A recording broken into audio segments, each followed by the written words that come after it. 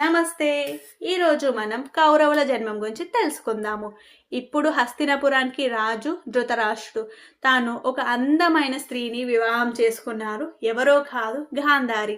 తన భర్తకు చూపు లేదు అన్న కారణంతో తను కూడా తన కళ్ళకి గంతలు కట్టుకుంది.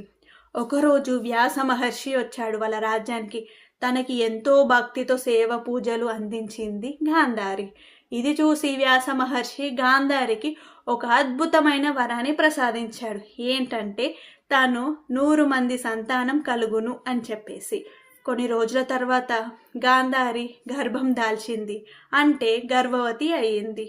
9 నెలలు దాటిన తర్వాత కూడా ఇంకా ప్రసవం అవ్వలేదు.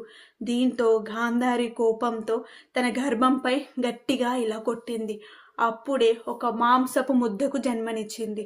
ఇది చూసి తను చాలా బాధపడుతూ ఏడిసింది. అప్పుడే వ్యాస మహర్షి వచ్చి నేనిచ్చిన వరం ఎన్నటికీ తప్పవదు అని చెప్పేసి ఆ మాంసపు ముద్దను చిన్న భాగాలుగా చేసి 100 కుండలలో పెట్టి దాంట్లో నీతినేసి ఇలా బట్టతో కవర్ చేశారు.